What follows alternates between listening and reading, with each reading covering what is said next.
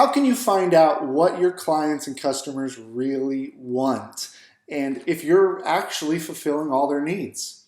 Well, today I'm going to tell you why just flat out asking doesn't always work and what you can do to figure out what it is they need.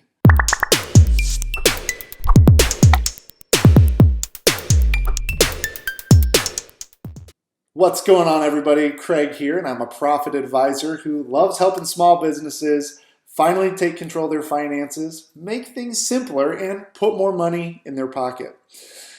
Now, when it comes to your clients and your customers, we always want to serve them as best as possible. I know when we talk about profit first and with our finances and really focusing on growing profits and putting more money in the owner's pocket, it can a lot of times get tainted with this idea that all we care about is money and ourselves, and that's actually not true.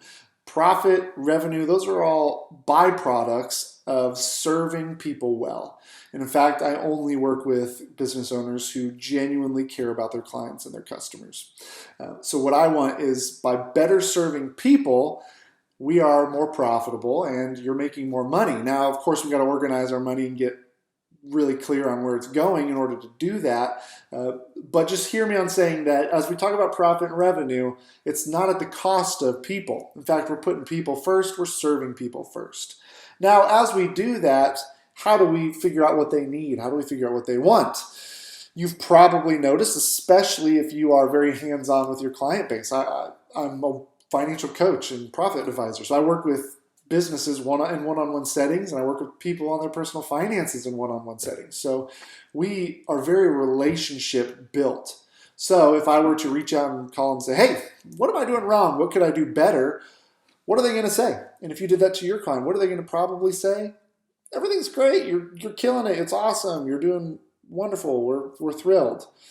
Even if there's something they want, even if maybe you're not killing it, maybe you're not doing awesome, maybe you're doing good, but they're out of politeness going to just tell you everything's fine. How often have you done something similar to this where it's just easier to say, yeah, I'll just tell them it's fine, and then, like at a restaurant, somebody says, how was your meal? It was good. And you just decide, even if it wasn't good, you don't say anything. You're just like, I'm just not going to come back, right? So how do we find out what people really think and what you could do better? Well, a couple things you can do is reframe how you ask the question, right?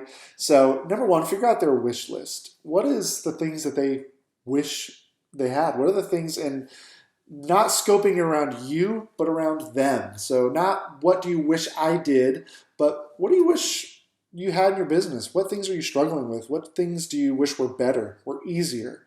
And just listen into those things and see men internally thinking about how can I help them solve that problem or make that problem smaller or make solving it easier. What could I do in my service to help focus on that?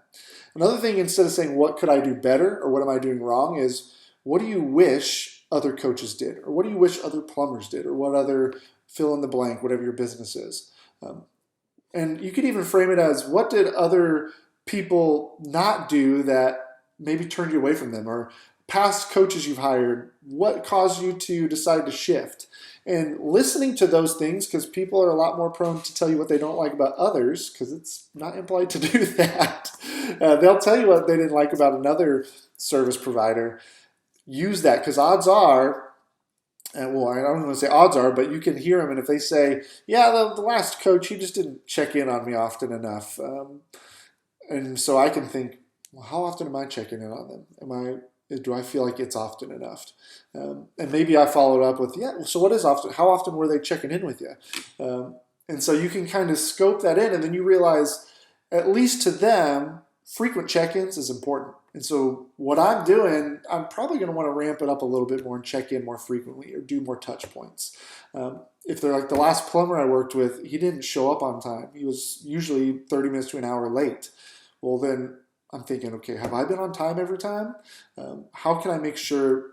And if I haven't been, then I'm going to start. And if I have been, now I know to purposefully make that a point with this client, this customer, and most likely all of our customers, is I'm going to make getting there on time something that's a priority.